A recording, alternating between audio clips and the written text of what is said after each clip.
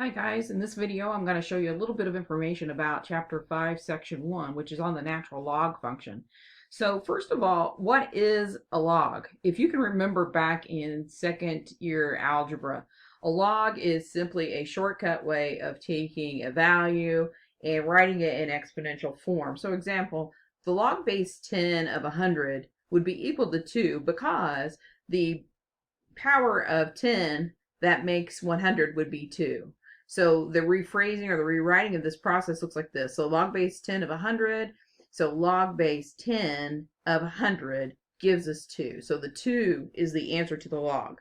Now, without getting into more information about logs, just basically, if you can remember from your classes in the past, John Napier, who is a Scotsman, invented the process of logs because in that time, people were starting to do a lot of calculations for astronomical purposes. And there were a lot of mistakes being made when it came to calculations because people would round differently and things like this. So he spent numerous years developing a system of charts and tables for log functions to help with that process. So that's where that comes from. But the natural log function basically just means log base e. And e is the exponential constant that represents growth. A little bit of background on that. Leonhard Euler, it's pronounced Euler, but it's E-U-L-E-R.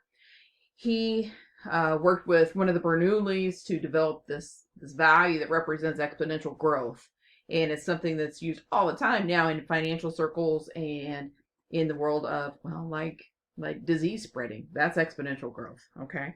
So that log base e is where we get the natural log function. That's what that means, and that's where that comes from. So an example of writing it would be log base e of 3. We could just rewrite as the natural log of 3. And so that's what we're looking at here is we're looking at natural logs.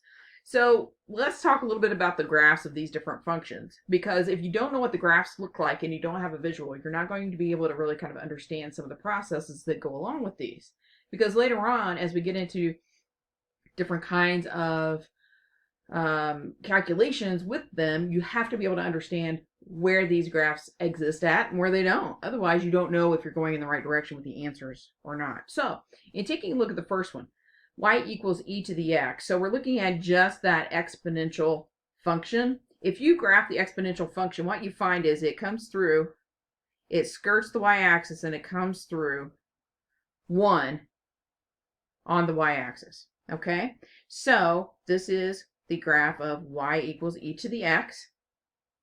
Let's talk about some features of that right now.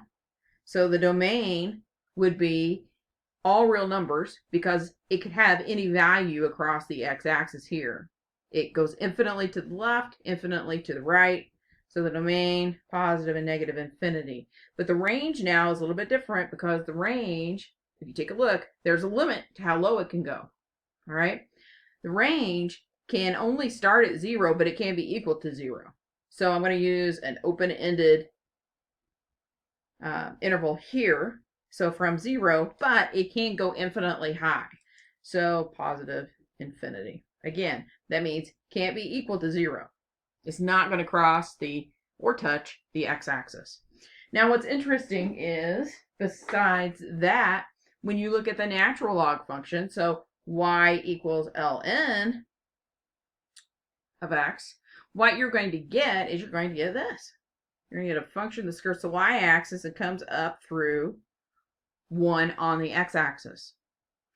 In this particular function, again, if you take a look at the domain and the range, the domain is going to be not quite 0 all the way to positive infinity. And the range is going to go infinitely low and infinitely high. So the range is positive and negative infinity. Now take a look at this. If you look right here at the domain compared to the range, and the range compared to the domain, you'll see that they're the same. What does that mean? That means that these two are inverse functions. Okay?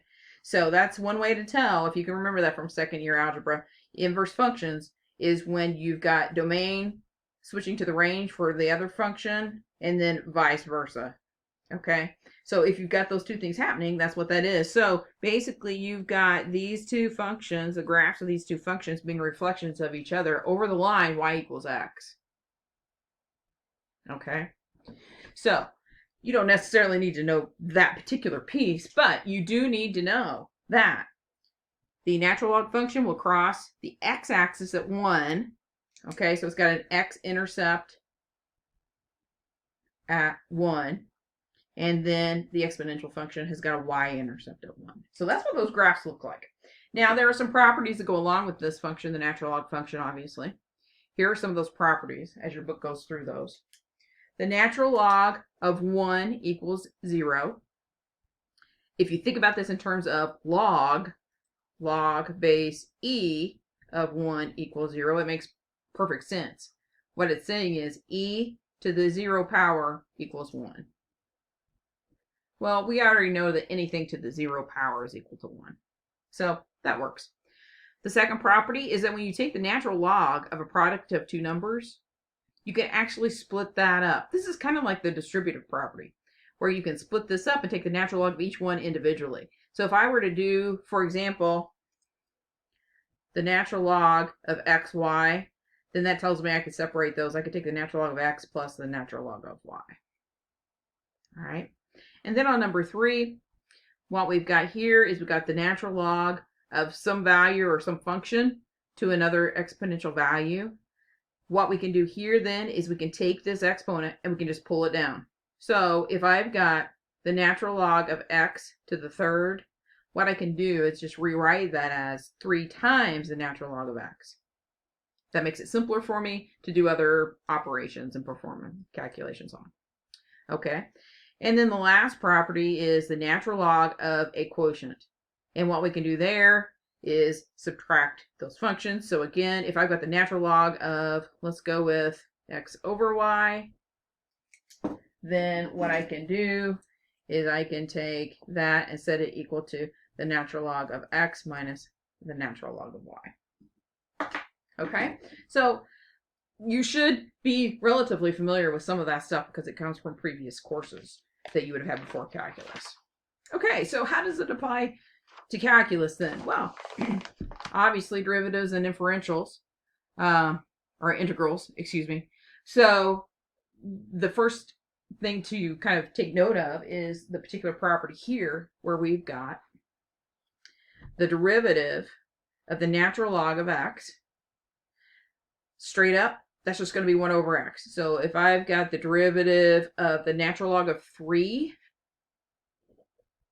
so derivative with respect to x, the natural log of 3, that means my answer is going to be 1/3. It's that simple. That's pretty nice too. Now, in your book though, it also talks about a second property, and it talks about this. It uses this letter u. I don't want you to think about that letter u as necessarily another x value. What they're trying to say there is if you've got the derivative of the natural log of some other more complicated function, then what you need to do is pay close attention because you're going to have to do the chain rule. Okay? Everybody loves a chain rule, right? So what that means then is you're still going to take 1 over whatever this is, but then you have to take the derivative of whatever is inside. Okay? So let's look at a couple of examples. All right, so here we've got the derivative of the natural log of 2x. So think about that for a minute. That's going to be, I want to think about this as 1 whole first. Okay, so take the derivative first. So that's going to be 1 over 2x, but then I'm going to take it times the derivative of what's inside, which is 2. Derivative of 2x is 2. So if you need to do it like this to get yourself through the initial stages, that's fine. Write your steps out.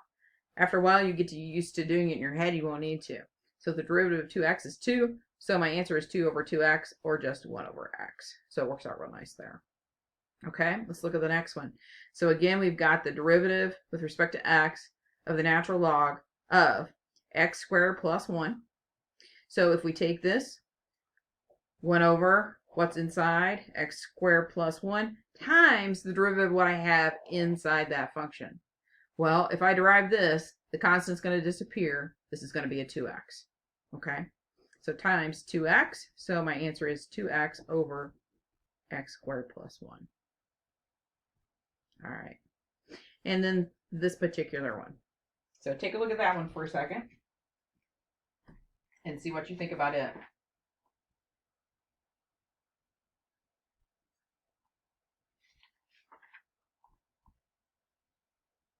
Okay, so on this one, what we're going to do here is, again, like the chain rule. Think about this, though. This is trickier because we've got this exponent right here. See that? So here's what we're going to do. We have to pull this down. So we're going to treat this in the parentheses as one entity for now. So pull this down, 3 ln x to the, right, 3 ln x to the 2 times, now we can take the derivative of what's inside.